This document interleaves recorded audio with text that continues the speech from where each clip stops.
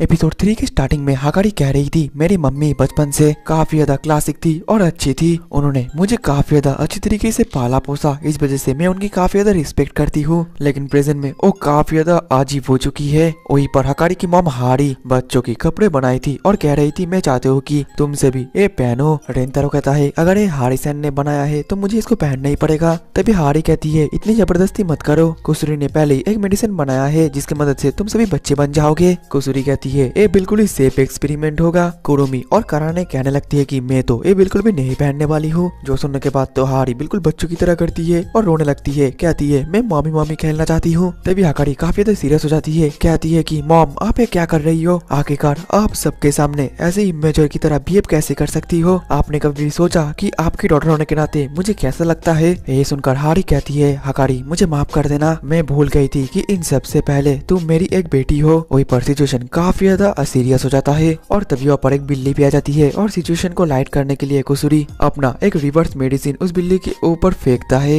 लेकिन वो बिल्ली वहाँ से हट जाती है और रिवर्स मेडिसिन वहाँ पर असर हो जाता है। लेकिन जो रेंतारो होता वो हाकारी को बचा लेता है और फिर ब्लास्ट खत्म होने के बाद रेंतारो और हाकारी जैसे ही बाकी सबको देखते हैं तो वो देख पाते हैं कि रिवर्स मेडिसिन की वजह से सभी के सभी बच्चे बन चुके हैं। ये देखकर रेंतारो शर्माने लगता है और कहता है सभी को कपड़े पहनाओ, मैं अपने गर्लफ्रेंड्स को ऐसे बिना कपड़ों में नहीं देख सकता। ये सुनकर हाकारी ब्लश करने लगती है और अपने मन में कहती है ये तो बिल्कुल एक जेंटलमैन है। अब अगले सीन में वो दोनों मिलकर सभी बच्चे के डायपर पहना देते हैं। वहीं पर हाकारी अपने मन में कह रही थी मुझे ऐसा लग रहा है कि मेरी शादी हो चुकी है और ये सभी हमारे बच्चे हैं। दूसरी तरफ जो रेंतारो होता वो इन सभी बच्चे का क्यूटनेस को देखकर अपने मन में कहता है इस सभी के सभी तो बिल्कुल एंजल की तरह लग रहे हैं। फिर वो कहता है ये सब बच्चे हैं, इन लोगों को मेडिसिन देना ठीक नहीं रहेगा, हमें 1 घंटे तक इन लोगों को संभालना पड़ेगा। जिसके बाद तो जो शिजुका थी और रोने लगती है और रेंतारो उसको संभालने की कोशिश करता है। तभी जो कुरुमी थी उसको भूख लगना शुरू हो जाता है और वो हाकारी के चंगुमंगु को देखकर खाने की कोशिश करता है। वहीं पर नानो बाहर निकलने वाली थी लेकिन रेंतारो उसको टाइम से पकड़ लेता है और कहता है कि ऐसा मत करो, लेकिन नानो तो रेंतारो के आंखों में अपनी उंगली घुसा देती है जिस वजह से रेंतारो को काफी ज्यादा दर्द होता है। वहीं पर दूसरी तरफ कुसुरी तो रिवर्स मेडिसिन पीने वाली थी लेकिन तभी रेंतारो आकर उसको उठा लेता है और रिवर्स मेडिसिन पीने से मना कर देता है। दूसरी तरफ कराने और कुरुमी तो आपस में झगड़ना शुरू कर देते हैं कि कौन हाकारी का चंगुमंगु पिएगा और उन दोनों को शांत करने के लिए हाकारी उन दोनों को डांट देती है जिस वजह से वो दोनों तो बहुत ही जोर जोर से रोना शुरू कर देते हैं। और फिर हाकारी को समझ में नहीं आता कि आखिरकार अब वो उनको कैसे संभाले। तभी हारी पीछे से हाकारी के ऊपर चढ़ती है, हाकारी उसको मना करती है लेकिन हारी चढ़ते जाती है और उसके बाल खींचती है। हाकारी को काफी ज्यादा दर्द होता है लेकिन वो कुछ भी नहीं कर पाती।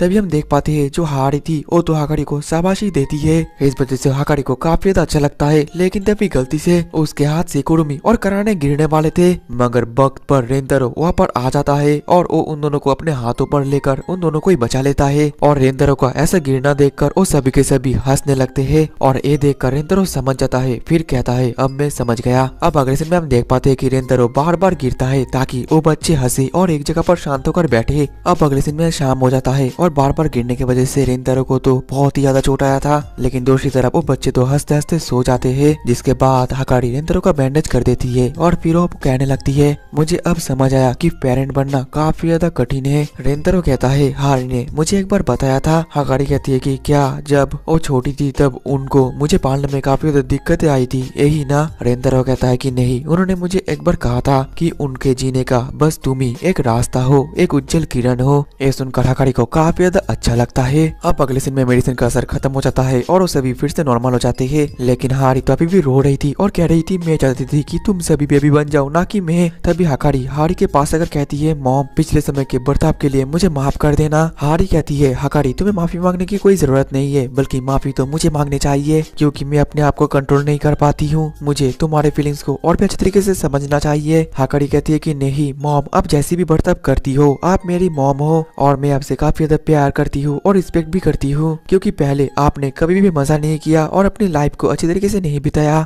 लेकिन जब से आपकी मुलाकात रेंतारो से हुआ था उसके बाद से आप काफी ज्यादा सेफ और अच्छी लगने लगी हो, अपने लाइफ को भी एंजॉय करने लगी हो। इसलिए मैं चाहती हूँ कि मॉम आप अपने लाइफ को ऐसे ही एंजॉय करो, क्योंकि आपने मुझे पालने के लिए अपनी यूथ को एंजॉय नहीं कर पाई थी, इसलिए आप अपने डिजायर को मत रखो, अपने आप को मत रखो और अपना यूथ पूरी तरीके से एंजॉय करो। ये सुनकर तो हारी भी काफी ज्यादा खुश आती है और हाकारी को थैंक यू बोलने लगती है। अब अगले दिन हम देख पाते हैं कि वो सभी फिर से रूफटॉप में बैठकर एक साथ खाना खाने लगते हैं और खाना खाते हुए तो कुरुमी काफी ज्यादा खुश हो रही थी। तभी हाकारी कहती है जब तुम खाना खाते हो तब तुम्हारे आंखें काफी ज्यादा ज्यादा चमकते हैं, बिल्कुल एमराल्ड की तरह। कुरुमी कहती है कि नहीं, सुजुका और नानाओ के मेरे से ज्यादा अच्छे आंखें हैं। शिजुका कहती है कि नहीं, हाकारी सेन और हारी सेन के ज्यादा अच्छे आंखें हैं।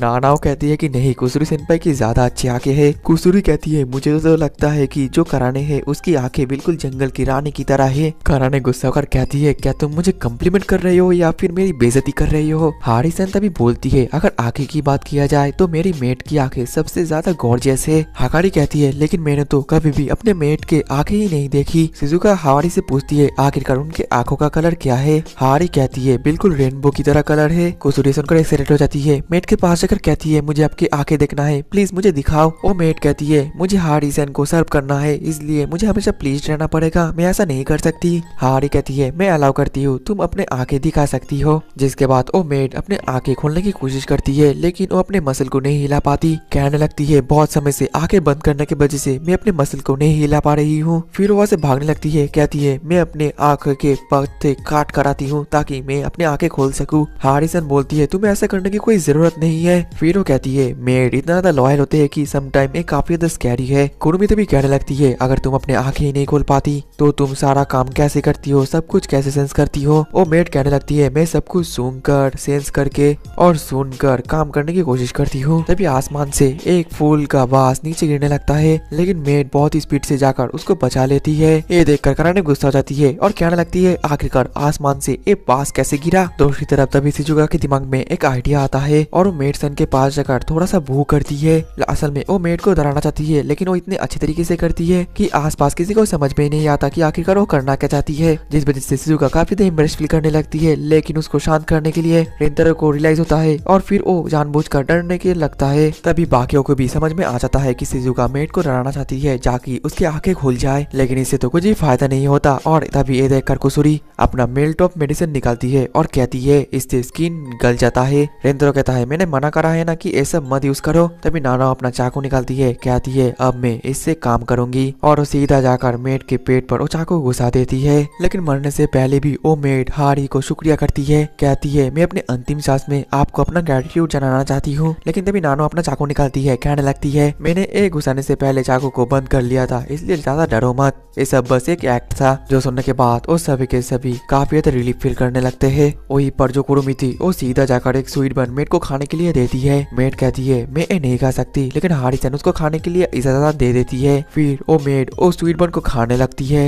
ये देखकर कुरुमी काफी ज्यादा शॉक्ड हो गई थी और कह रही थी मुझे लगा था कि जब भी कोई टेस्टी खाना खाता है तो उसके आंखें बड़े बड़े हो जाते हैं। कराने कहती है ओ बस सिर्फ तुम्हारा ही होता है। इसके बाद रेंतारो कहने लगता है मैंने सुना है कि कोई अगर खुश होता है तो उसके आंखें खुल जाता है। ये सुनकर हाकारी पूछने लगती है कि मेड आप खुश कैसे होती हो। वो मेड बोलती है जब हारी सेन खुश होते हैं उनके खुशी में ही मेरी खुशी है। हाकारी कहती है तो फिर मॉम आप किस तरीके से खुश होती हो। हाकारी कहती है रेंतारो और तुम सभी से कोजी होने के बाद मैं काफी ज्यादा खुश रहती हूँ। ये सुनने के बाद जो हाकारी थी वो कराने को जबरदस्ती अपने मॉम के साथ कोजी होने के लिए कहती है। कराने बार बार मना करती है लेकिन हाकारी उसको जबरदस्ती करती है, जिसके बाद तो कराने भी भावुक हो जाती है और फिर वो धीरे धीरे हाकारी के मॉम के साथ, लेकिन हाकारी उसको मारकर फेंक देती है, कहती है मैं तो बस मजाक कर रही थी, तुम सच में मेरे साथ मॉम के साथ कोजी हो रहे थे। फिर रेंतारो तो काफी ज्यादा सोच में पड़ जाता है, अपने मन में कहता है डराने के बाद भी उन्होंने अपना आंखें नहीं खोला, खुश होने के बाद भी, खाना खाने के बाद भी, दुख होने के बाद भी उन्होंने अपना आंखें नहीं खोला। मुझे कुछ करना पड़ेगा ताकि मेरे गर्लफ्रेंड उनकी आंखें देख सके। फिर उसके दिमाग में एक आइडिया आता है और कहता है मैंने सुना है कि अगर कोई हंसता है तो उसके आंखें खुल जाता है। कराने कहती है लेकिन वो तो हंसी ही रही है। रेंतारो कहता है मैं नॉर्मल हंसी के बारे में बात नहीं कर रहा,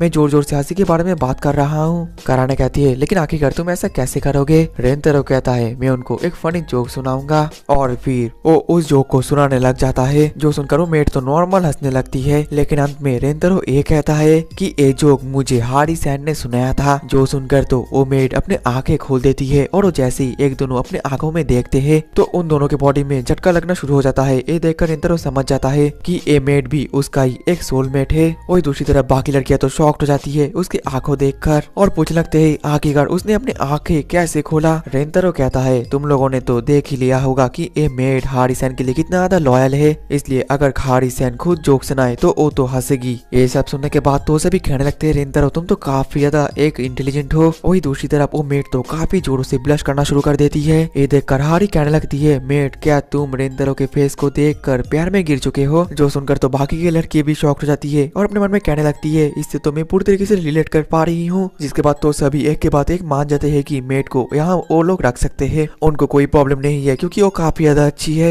लेकिन तभी वो मेड कहने लगती है मैं ऐसा नहीं कर सकती क्योंकि रेंतारो समा मेरी मिस्ट्रेस की बॉयफ्रेंड है, इसलिए आज रेंतारो के साथ में कोई भी रोमांटिक रिलेशनशिप नहीं रख सकती, भले मुझे कोई मार दे। इसके बावजूद भी हारी सैन तभी बोलती है मेड तुम्हें ऐसा नहीं करना चाहिए, तुम्हें अपने फीलिंग्स को फर्स्ट रखना चाहिए। जो सुनकर वो मेड कहने लगती है जैसे कि आप कहती हो। फिर वो कहने लगती है रेंतारो समा मैं चाहती हूँ कि आप मेरे साथ रिलेशनशिप में आओ। वही पर रेंतारो तो सब सुनकर शॉक्ड हो गया था क्योंकि वो नहीं जानता था कि उसके बगल में उसकी और एक गर्लफ्रेंड थी और वो काफी ज्यादा घबरा जाता है। इसी के साथ ही हमारा एपिसोड 3 भी खत्म हो जाता है। तो गाइस मिलते हैं नेक्स्ट एपिसोड में, तब तक के लिए टाटा बाय बाय और सायोनारा।